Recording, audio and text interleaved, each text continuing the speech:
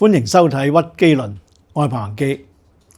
香港大學校委會主席阿王沛詩咧，就喺5月28日嘅會議中突襲喎，就喺校長咧張翔咧就話事前我唔知道喎，咁嘅情況之下咧就議決咧任命同埋調任多名嘅副校長人選，於是咧就被指咧繞過港大嘅正規程序咧，就反映出校長同埋校委會之間咧可能存在咧一啲矛盾。咁相信大家喺其他嘅媒體咧都會知道佢嘅情況㗎啦。喺6月3號咧就有8名嘅港大校友咧，包括咗前教統局局長阿羅范椒芬啦、前港區全國人大代表阿蔡素玉等等，就聯署咧就去信身兼校監嘅特首李家超先生，就話對校委會主席咧王沛詩咧嘅管理能力失咗信心。就希望特首咧能夠可以咧出手，同埋咧等佢兩個咧可以協商，就提出補救嘅方案咁話喎。咁其後咧亦都有好多名嘅港大嘅校友咧，亦都聯署去信俾特首啦、王沛詩啦，同埋蔡若蓮等等啦，希望推動全面忠誠合作，解決矛盾困局。其後咧就被多方嘅媒體就大肆宣傳喎。咁咧而王沛詩同埋呢個校長咧就雙方互發聲明，各自表述喎。咁去到6月11日咧，特首李家超先生咧就分別就接見咗佢兩個咯。咁就提醒佢哋話：喂，你哋要良好溝通，同埋咧互相配合係好重要嘅，同埋政府咧嘅資助係要有要求嘅。咁之後咧就宣布我哋政府咧就正式介入啦，就成立咗調研小組，就由教育局常任秘書長阿李美嫦啦，同埋大學教育資助委員會主席阿雷添良咧就出任啦。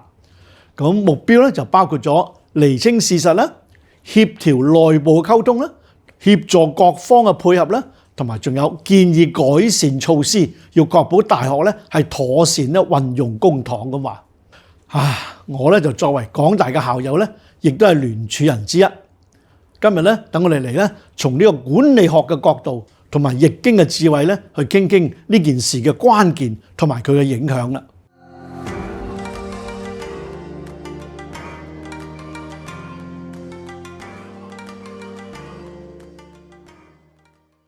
因為要爭取讀者啊，好多傳媒嘅報導咧，經常都會有嘩眾取寵、斷章取義，甚至有誤導之嫌喎。因為我係聯署人之一咧，所以咧亦都藉此咧就想詳細解釋下個信件嘅原意啊。有媒體咧就報導話：我哋嗰封信咧就對校委會主席嘅管理能力失去信心。但係如果你睇翻原文咧，佢就咁講嘅，佢話再次激發校內嘅矛盾啊，影響大學正常運作，係深感憂慮啊！並且對校委會主席嘅管理能力咧係失去咗啲信心。顧全大局、管控內部矛盾、維繫名聲同埋正常運作係任何一個管理者嘅基本權責。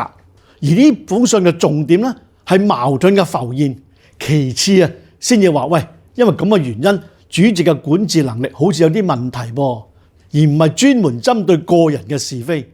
而作為領導者，機構裏面出現咗任何問題，都必須要負責。所以一旦失控嘅話，處高位者實在係難辭其咎啊！從管理學嘅角度睇啊，校委會就好似一間企業嘅董事局咁啫嘛，應該係掌控宏觀策略同埋監察嘅任務，而唔係事事咧插手咧實際去執行嗰啲事務啦。咁呢啲咧應該係咩啊？就應該管理團隊嘅責任，通常我哋叫做 CEO 啦。假如果管理上面出咗問題嘅話咧，首要第一就要溝通協商，然後點啊？集思廣益、和衷共濟，設法去解決呢啲問題啊嘛。如果真係有人犯咗嚴重嘅錯誤咧，咁又唔同咯噃，就要屢勸不改，就點啊？應該搜集足夠嘅實證，然後點啊？喂，對唔住啦，就應該咪予以解僱或者調職，又避免咧持續失誤咧影響公司嘅運作啦。但係如果一旦出現咗突襲或者不合常理嘅手法，缺乏咗足夠嘅理據嘅話，咦？咁就證明咗管理嘅系統咧已經出現咗啲問題咯。而最常見嘅原因就係管治能力不足、私人恩怨、政黨權爭、私為素餐、假公濟私。喺歷史上咧，你睇睇喺明朝末年嘅時候嘅東林黨爭啊，呢啲就係最好嘅例子啦。亦都係導致當年明朝覆亡嘅主要原因之一，真係以史為鑑啊！每一個人呢都係天生嘅稟賦係唔同嘅，加上來自於唔同嘅文化同埋經歷啦，所以凡係有人嘅地方就會有差異啦，甚至會有紛爭添。所以中華智慧咧好強調啦，君子應該係和而不同嘅。一旦出現咗紛爭嘅話咧，重視溝通協商，而唔係強權壓榨。乜嘢叫協商啊？就即係話咧，由 give and take， 大家行一步咧，傾下先。好啦，咁人際嘅相處咧係以和為貴嘅。良好嘅人際關係，如果一旦係毀之，如果要重建啊，談何容易啊！嗱，《道德經》咧就咁講啦，佢話和大怨就必有餘怨喎。而俗語咧亦都有咁講啦，佢話一代官司九代仇啊。所以一旦咧輕重嘅話咧，後患無窮啊！今次黃佩斯同埋張翔嘅紛爭嘅話咧，就好似咧兩虎相鬥啊，就互揭瘡疤，卒之係點啊？係兩敗俱傷。無論如何啊，調解相信係極難和諧相處。更遑論啊，仲會衷誠合作共事啊！喺管理學上呢咁嘅矛盾，通常只有幾個可能情況出現嘅啫。第一，最理想嘅就係雙方彼此咧明白嗰情況之後，甚至被訓示之後咧，於是點啊就自省悔過，改變態度，衷誠合作，一切咧就翻去原來咁嘅情況。而家喺呢個事件之中咧，睇嚟呢個機會並不高啊！第二個情況係點咧？就係兩者損其輕，即係話犯錯較大嘅唔該你走啦，留下咧就對機構咧最有用嘅繼續發揮。喺好多年前咧，我喺呢個企業管理上咧，亦都遇到相似嘅問題啦。有一個上司同埋下屬發生不可調解嘅矛盾嘅時候咧，除非證明係上司嘅錯，最終咧被解僱咧，大多數都係下屬嘅。理由係如果兩者只能留一個，上司對公司嘅價值通常係比較大嘅，所以咧就要將佢留低啦。而喺今次嘅事件之中啊，因為主席係由特首任命嘅，任期有限，校長同佢關係又好似唔係完全係上司與下屬喎，實在咧係有啲吊詭嘅。第三個情況係點咧？如果證明咗兩個都有嚴重錯嘅咧，對唔住啦，唔該你兩個都要走。今次嘅風波咧，下一步嘅發展係點咧？就真係要等待調查小組嘅報告啦。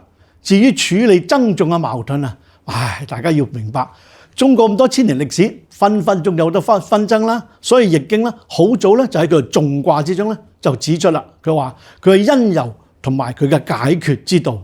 訟字係咩意思啊？爭訟啦，就係一邊咧就個言字，一邊就公字，即係話咧，逢係有爭執嘅時候咧，一定係咩啊？我哋要講清楚，係要需要公正廉明咁樣去審判。絕對唔能夠徇私偏袒，先至能夠為人所信服㗎。個關鍵就係一個公字，就係斷爭訟之基本法則。公嘅意思即係咩啊？唔會偏幫任何人。而喺訟卦嘅大象辭咧，佢就咁話啦，佢話天與水為行訟，君子以作事謀始。咩意思啊？即係話咧，爭訟咧好似一邊咧就向上行，一邊就向下行，根本咧兩個咧冇得傾嘅，無法妥協。咁咧做事咧就應該要咩啊？慎重謀始，就要合於正道，先至能夠使到爭訟不生，就永遠消離於無形啦。所以行事之前做咩都好咧，應該係三思而後行，千祈唔好太衝動啊！一魯莽，甚至係意氣用事，以免咧爭訟咧纏身，於是點啊？係後悔不已啊！所以咧要判斷呢一次嘅事件啊，首要就係無論係校長同埋校委會主席過去有關嘅一言一行，事件嘅發展嘅流程細節係唔係都合乎公同埋慎重謀始嘅原則呢？所謂謀始就係做事嘅動機，佢點解係咁做呢？當時佢點樣諗呢？佢當時有冇曾經深思熟慮呢？要明白嗰種行動所帶嚟嘅後果同埋影響呢？如果唔係嘅話，對唔住啦。你就真係有啲違反咗管治嘅法則啦。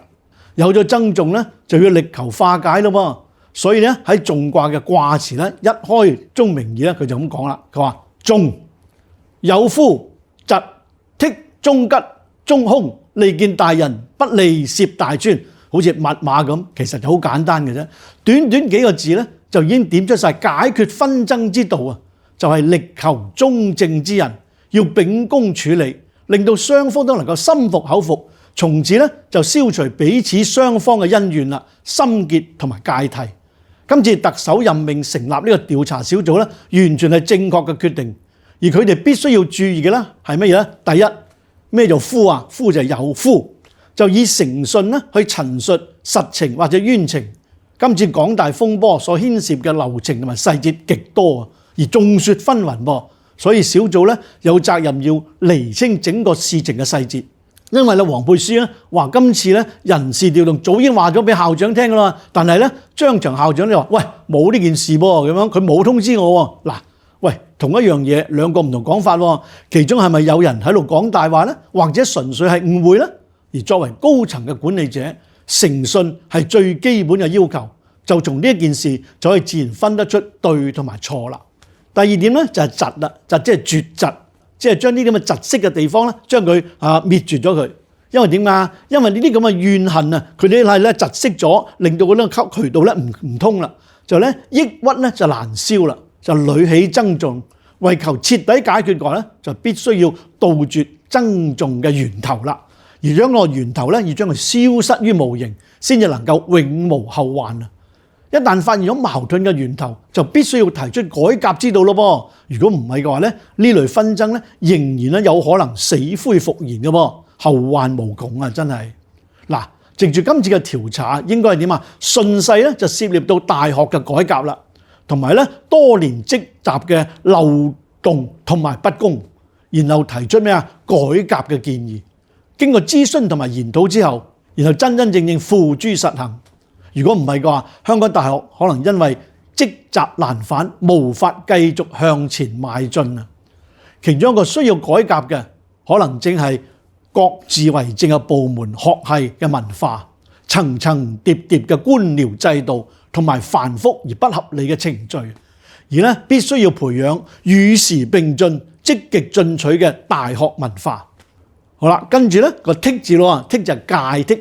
即係話咧，要咧戒懼於增重，即係對於增重嘅咧，能免則免啊，能避則避。今次嘅事件應該係盡力大事化小，小事化無，以至於無形啦。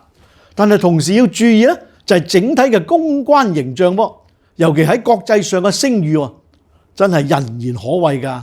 而家西方嘅媒體咧，正在虎視眈眈。好啦，更要咧步步為營啊！呢啲一場非常之重要嘅公關戰嚟嘅，好嘅名聲同埋形象得來不易啊！所謂眾成其勢，一人堪毀啊，更加應該咧小心戒懼。最後第四點係咩啊？就係個忠字啦，忠就係中道，無論爭訟邊一方得勝啊，都係應該適可而止，千祈唔好逼人太甚，得理不饒人，應該盡力咧係放人一啲生路。讓雙方咧圓滿化解。嗱，從上述易經綜卦裏邊嘅智慧，可見要解決危機啊，係需要極大嘅能耐、勇氣、胸襟同埋實力。尤其調查小組作為秉公辦事啊，如果勢力、能力、實力同埋公信力唔夠嘅話，就可能會事倍功半喎。因為要雙方都能夠完全認可、信服，然後願意衷誠合作嘅，實在不易啊！咩叫勢力啊？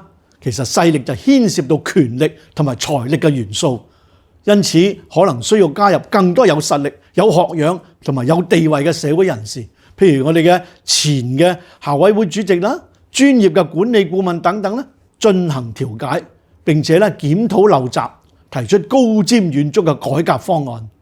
我記得咧，當年馮國經咧博士咧做呢一個嘅校委會主席嘅時候咧，亦都曾經咧係做過呢個大學管治嘅檢討同埋改革。而家國際形勢真係瞬息萬變嘅，時間已經過咗好多年啦。點樣可以繼續去腐革新，迎向未來嘅挑戰呢？更加係香港大學而家當務之急啊！無論如何咧，相信呢次風波有關嘅人士同埋管治者咧，如果能夠緊守易經解決紛爭嘅法則，應可避免呢啲咁嘅紛爭，同埋盡力咧減低佢嘅負面影響。仲有順利解決，如果唔係嘅話咧，後果堪虞啊！我真係衷心咧希望今次嘅風波咧能夠盡快平息。同理，上述嘅智慧亦都可以應用到國際之間嘅紛爭。而家我哋中國嘅實力同埋公信力咧，係不斷咁樣提升，係呢個最適合嘅作為一個調解人嘅角色。所以啊，我哋中國人啊，必須要團結互助、愛國愛港，讓中國更加強大，聲譽更加濃，更受世人嘅尊重，成為名副其實世界和平嘅定海神針，先至能夠建立和平共處嘅人類共同體啊！喺6月15日嘅晚上咧8點半咧，香港電台第一台就會推出一個新嘅節目，叫做《乾坤幾何》。而佢哋第一集裏邊咧，我會同大家咧講易經同埋中國文化，同埋點樣跟我哋嘅日常生活係有乜嘢嘅關係呢？大家睇到啦，易經嘅智慧真係無所不在。如果能夠可以咧，真係能夠體驗到嘅話咧，真係所有世事嘅紛爭一目了然啊！希望你哋亦都有機會得到呢啲智慧，成功處世。我係彭宏基，我哋下一集再見。最後，記得訂閱我哋屈機 TV 嘅頻道，留言讚好同埋分享俾身邊嘅朋友。我哋下集再見啦！